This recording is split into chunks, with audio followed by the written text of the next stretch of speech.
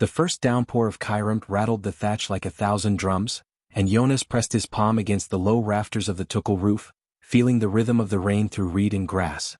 A seam loosened and a glistening bead formed, then fell, right onto their open notebook. Selam laughed, that bright, surprised sound that made him look up too fast and hit his head on a pole. She was 22, a returning student finishing what floods of years had interrupted. He was 19, shoulders still learning how to carry both a family's hopes and his own. The school project, an affordable rain harvesting model for the village, lay between them like a fragile promise. They slid their bench closer to the eaves, where the leaks slowed and the light was honey-thin. "If the roof can't hold this," Selam said, brushing the wet from the page with her scarf, "we need to prove a barrel can." She had steady hands, the kind that turned scrap tin into tidy gutters, the kind that kept his thumping heart from scattering his pencil lines. Outside, the world blurred to silver. Inside, the smoke from the small charcoal stove curled up gentle and sweet. They traced routes for runoff, penciled in a first flush diverter made from a snapped gourd and a length of hose scavenged from a broken bicycle. When the rain softened, they climbed onto the roof, palms stained with sap. The thatch smelled like grass and old sun. Their shoulders brushed, only lightly, but it entered him like warmth. "Careful," Selam murmured as he shifted. Her hand steadied his wrist, the whole sky tilted. By evening the roof held. Water dripped into a gourd with a patient, round sound. Selam brewed buna over coals, the aroma of roasting beans catching the corners of the hut like a blessing. They poured into tiny cups, sugar melting like small, sweet answers. Between sips they measured, sketched, dreamt. Each drop from the eaves marked time. Each glance over the notebook held something neither of them named, not yet. The rain slackened, the notebook dried, and their project, like the hush after thunder, felt possible. The next morning the world was rinsed, teff fields beaded with water, the footpath a red ribbon, eucalyptus leaves trembling. At school they took over the back table, spreading their plans out with blue chalk dusting their fingers. Selam's handwriting was long and confident, light pressing on the page. Jonas's notes clustered along the margins, a border of calculations and questions. The teacher, amused, told them to stop trying to drain the sky and finish by market day. They worked until the room emptied and their shoulders fell together, two breath lines in the quiet. Selam leaned close, tracing with a chalky finger the path water would take from corrugated roof into the barrel. "Here," she said, "this bend. If we place it just so, we can both gather and spare." The softness of her voice landed inside his chest. Outside, children's laughter bounced against the walls. Inside, nothing moved except the dust motes and the bare pulse of shared attention. When clouds shouldered the ridge again, they packed and walked home along the track. He carried the barrel ring. She looped the rope across her shoulder and steadied it with a hand at the hollow of her throat. The gesture, small, necessary, lit him with tenderness. A shepherd waved, a goat clambered between stones, the wind smelled of rain and distant smoke. "You said you'd left school once?" Yonas said, careful, curious. Selam nodded, eyes on the sky. "Seasons can be rough. You step away so others can stand. But some lessons call you back." Under the tukul they strung the first gutter. The sky opened, sudden and laughing. He held the gutter, she guided the downspout, their foreheads almost touched as they peered to see if the angle was true. The barrel coughed, then received, water ringing against metal in a first blessing. Selam's delight flashed through her smile, quick as lightning. "Hear that?" she whispered. "Future." On market day the village swelled, cloth fluttering like small flags, baskets of peppers like spilled rubies, iron pots chiming when moved. They carried their model, awkward and proud, balanced on a cart that complained with each rut. Selam's mother, Makda, waved them under her awning where rain had darkened the woven reeds to the color of coffee. Makda began the buna ceremony, washing the green beans by hand, the water catching glints of light. She roasted them on a flat pan until the room filled with a scent that seemed to gather the whole village into one breath. Selam watched her mother, Yonas watched Selam watching. He felt the promise, of warmth, of attention, a welcome he had too long only imagined. Between cups, as thunder grumbled like an old man settling, Selam told him what the years had taken. Cattle lost, a sister's wedding delayed, her own notebooks traded for sacks of maize. He listened the way people listen to rain at night, fully, helplessly, with gratitude for a sound that both aches and soothes. "And now?" he asked. She lifted her cup, steam veiling her smile. "Now I'm finishing. With you." The words fit the space between them like a roof patch that finally held. Outside, rumors walked the lanes. Late rains last year, shallow wells. Travelers spoke of riverbeds gone to powder in the east. Magda's eyes followed the talk as if it were an animal you respect because it can bite. Drink, she said, refilling their cups, and do your good work. We will need every drop you can catch. The wind shifted days later, a dry edge carving the soft. Still the rains came, but thinner, as if the sky were measuring itself. On the roof, they learned the craft of balance. How to lean into the reeds without breaking them, how to tie the palm rope with a knot a storm could not laugh at. Jonas's hands found surety. Selam's voice threaded through each instruction, low and close.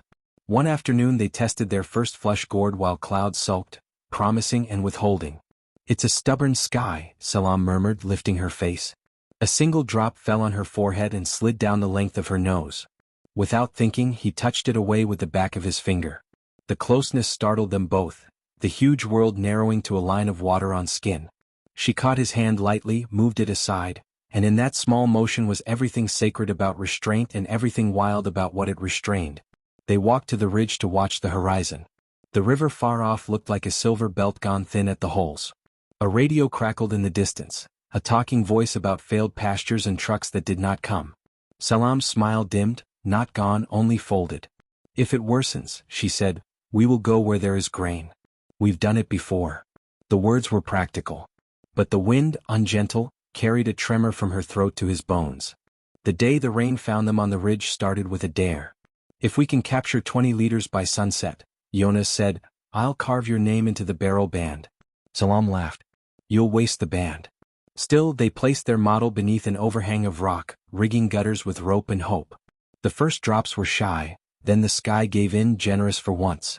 They hid under a shawl, the storm wrapped around them like a great animal breathing. Their cheeks touched, then their noses, then that charged not touch where a kiss might be. The world throbbed with rain. Selam's eyes searched his, brave enough to look. Jonas's breath loosened into a question. And then, she lifted her hand and placed it flat against his chest. He could swear the rain quieted to hear his heart. Not yet, she whispered. Let's build first. He nodded, reverent. Desire did not dim, it deepened, sharpened, it learned to wait. By dusk the barrel held 23 liters. He carved her name anyway, small, careful letters hidden on the inside of the band where only the two of them would ever look. When they carried the water home, rope biting his shoulder, her hand steadied the other end. Between them sloshed their future, bright and heavy. On the day of their presentation the sky was too clear. Dust climbed the schoolyard, the flag hung like a tired arm. They set their barrel in gutters near the blackboard and spoke in turns. Yonas explained the first flush. The first dirty water goes to a separate gourd, the clean follows. Selam drew diagrams with clean strokes, her voice calm, showing how every roof could become a hand outstretched to the sky. The room leaned in. Someone clapped early, someone else laughed at that, then clapped too. When questions came they were practical, urgent, the best kind. Cost of hose. Can a cracked drum hold? Will the diverter clog? Selam's answers were precise. Yonas passed the gourd and let people feel the weight, the balance. They received a small prize, paint and nails and a promise from the headmaster to try the system on the school's tin roof. Afterward, they stood in the shade, dizzy with shared triumph. Yonas wanted to take her hand in front of everyone and didn't.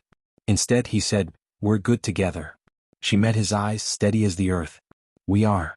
The simplicity of it entered him like water after thirst. Cracks appeared where there had only been soft mud. Children lined up longer at the community well. Elders spoke to each other in short sentences with long silences between. The rains, which had begun as a drum chorus, now came like a tapped gourd, hollow, intermittent, haunting. Yonas and Selam kept working. They painted the first community barrel a cloud color and installed it under the clinic's corrugation. The day they opened the spigot and cool water threaded into a bowl, a cheer rose, not just relief but relief with dignity. Yet when they walked home the wind lifted dust at ankle height, and their joy staggered. At the tukul they repaired the roof as if faith were tradecraft. Selam ran her fingers along the thatch, testing for thinness. He watched her hands, then her mouth, then the place where her pulse beat in her throat. The temptation to lean in, to press his lips there, flared and steadied, a fire banked. She turned, catching his look, and didn't look away. We build, she said softly. We also feel. He breathed, and both truths settled inside him like anchors. Rumors grew into notices. Grain trucks bypassed villages like theirs. Magda's sister in Awash sent word. There was work in packing sheds, a bed on a floor, water ration but water. Selam laid the letter on the table, her mouth a fine, brave line. We leave after mescal if the rains fail. The words were a careful stitch, speaking them hurt. Yonas read the letter twice, then lifted his eyes. How long? She swallowed. A season. Maybe 2. Until the goats stop counting ribs, until the well-weds rain again. He nodded, a man pretending he could do all his tears privately later. The room smelled of frankincense and sawdust. The world rebalanced itself cruelly. They worked harder as if effort could bribe fate. He carved a second diverter. She convinced neighbors to link barrels. At night, when the roof cooled, they sat so close the silence between their shoulders had its own warmth. If you must go, he said, voice almost a prayer, I'll make sure there is water to welcome you back. She turned to him, eyes bright, merciful.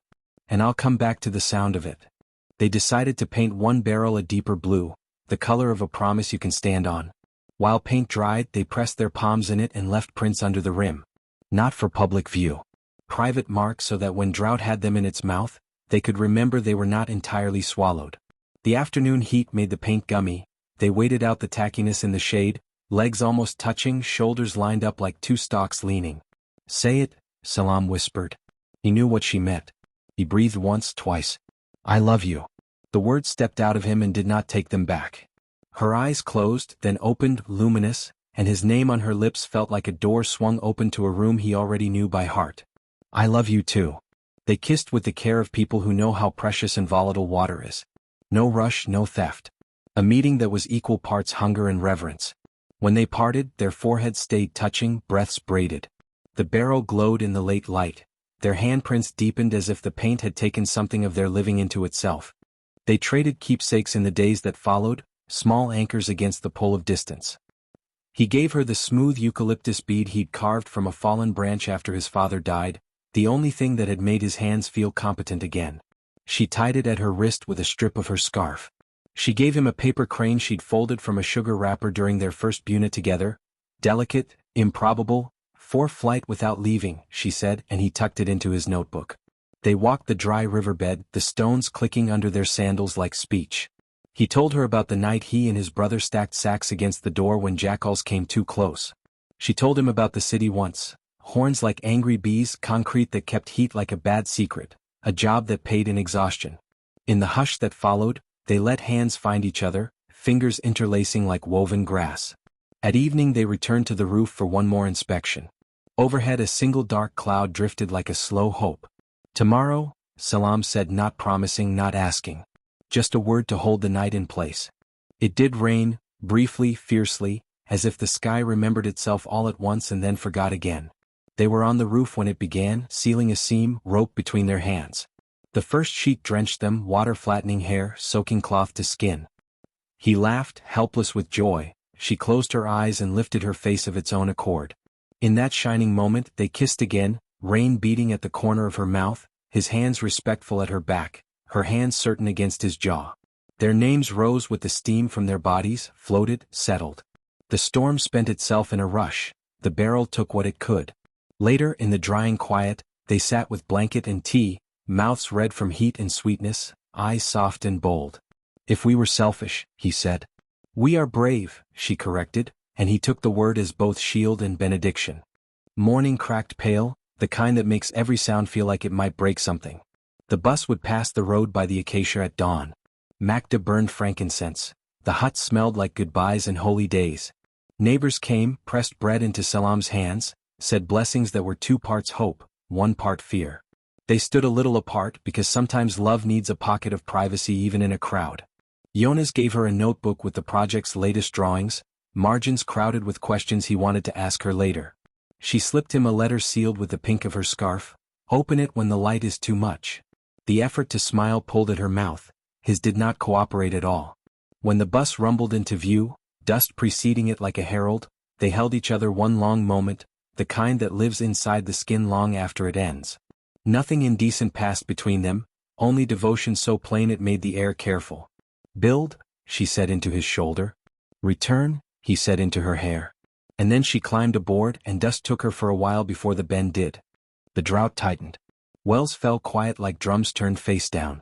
Yonas worked, fitting gutters, teaching younger students, climbing roofs with a grace he earned the hard way. In the evenings, he read her letters aloud to the empty room, letting her voice braid with the crickets. She wrote of packing sheds cooled by wet burlap, of a bunk shared with 3 women who laughed like sisters, of the kindness of an aunt who knew exactly how a heart can be both aching and full. He wrote back of barrels that sang when full, of a boy who put his face under the spigot between chores and grinned with water on his chin, of Macta's Buna at dusk, 3 rounds even in lean times because dignity does not count by scarcity's math. He slid the paper crane from the notebook when the heat made his chest feel tight and set it to casting a small winged shadow on the wall. Sometimes the sky sent a line of cloud that dissolved to nothing by noon, a taunt. He learned not to watch it too closely, the way you learn not to follow every whisper when your stomach is empty. Instead he listened to wood scrape against tin, to rope creak, to the reliable mechanics of what 2 people had made before one had to go. It was almost mescal again when the old sky returned, not out of pity but out of pattern. The first yellow daisies freckled the hills, shy and sudden. Yonas switched the diverters, set the barrels, checked the seams like a man preparing for a guest he had waited for with clean sheets and a full heart. The rain came, not generous yet but honest. It pooled in the new community tank they dug with picks and stubbornness. People gathered to watch it rise as if it were a child standing for the first time. A message arrived from Selam.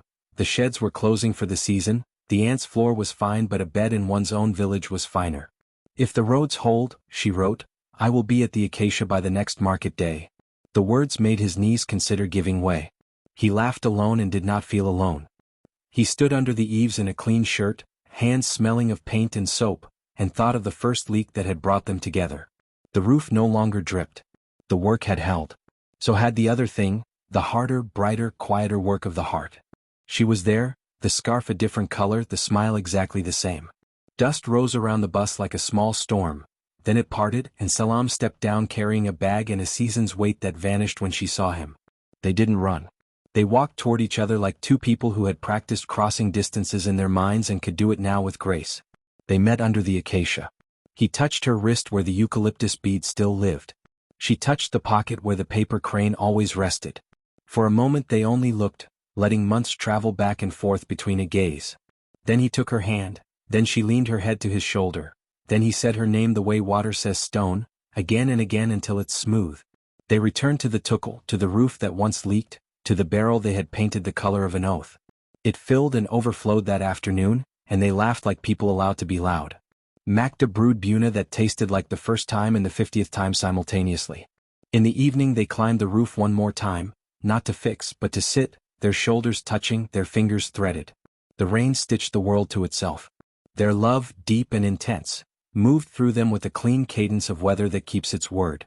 Without breaking any boundary, it made a home in their bodies, in their work, in the bright blue barrel that would greet every season from now on.